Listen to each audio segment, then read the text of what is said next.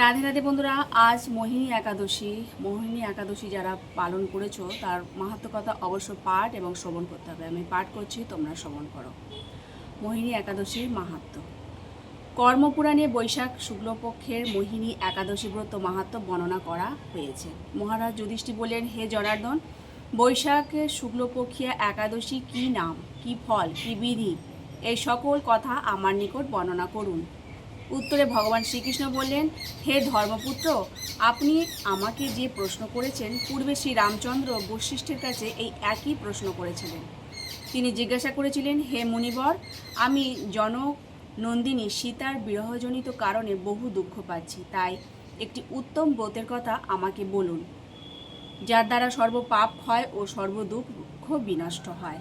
এই কথা শুনে বশিষ্ঠদেব বললেন, হে রামচন্দ্র, তুমি উত্তম প্রশ্ন করেছ। যদিও তোমার নাম গ্রহণেই মানুষ পবিত্র হয়ে থাকে, তবুও লোকের মঙ্গলের জন্য তোমার কাছে সর্বশ্রেষ্ঠ এই পরম পবিত্র একটি ব্রতের কথা বলছি। বৈশাখ মাসে শুক্লপক্ষে একাদশী মোহিনী নামে প্রসিদ্ধা। এই ব্রত প্রভাবে মানুষের সকল পাপ, দুঃখ ও মোহজাল অচিরেই বিনষ্ট হয়। তাই মানুষের উচিত সকল পাপ ক্ষয়কারী ও সর্ব দুঃখ বিনাশিনী এই একাদশী ব্রত পালন করা। একাগ্রচিত্তে তার মহিমা তুমি শ্রবণ করো। এই কথা শ্রবণ মাত্রই সমস্ত পাপ বিনষ্ট হয়। পবিত্র সরস্বতী নদীর তীরে ভদ্রাবতী নামে এক সুশোভনা নগরী ছিল। চন্দ্রবংশজাত ধৃতিমান নামে এক রাজা সেখানে রাজত্ব করতেন।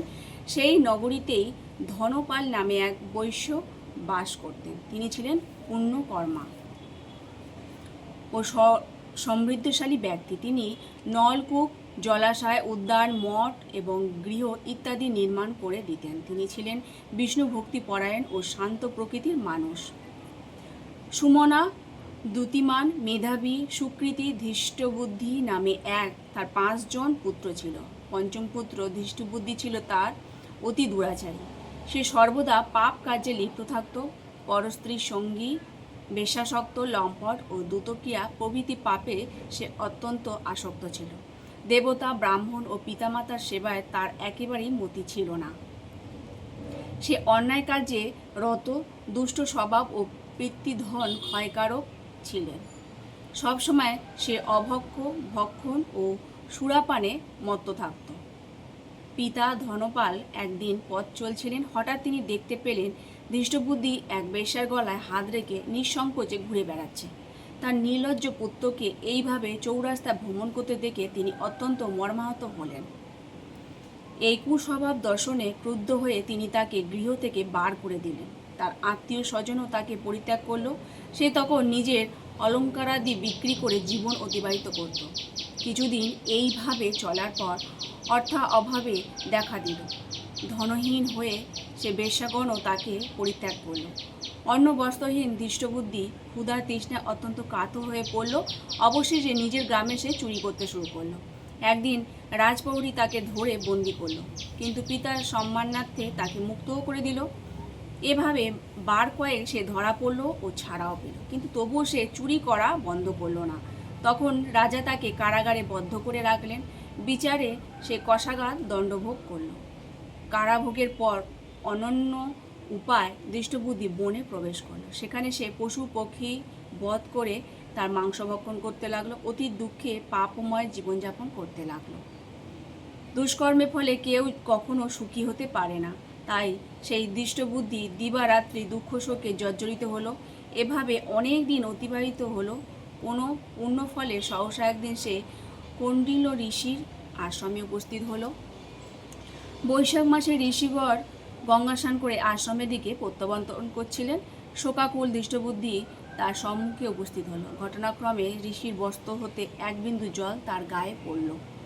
সেই জলস্পর্শে তার সমস্ত পাপ দূর হলো। হঠাৎই তার সুবুদ্ধি উদয় হলো।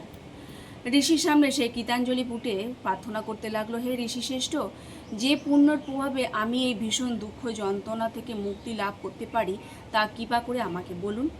ঋষিবর বললেন, বৈশাখ মাসে শুক্লপক্ষে মোহিনী নামে যে প্রসিদ্ধ একাদশী আছে, তুমি সেই ব্রত পালন করো।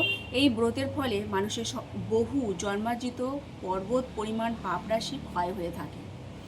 মহামুনি বশিষ্ঠ বললেন, কৌণ্ডিন্য ঋষির উপদেশে শ্রবণ করে প্রসন্ন চিত্তে ধৃষ্টবুদ্ধি সেই ব্রত পালন করল।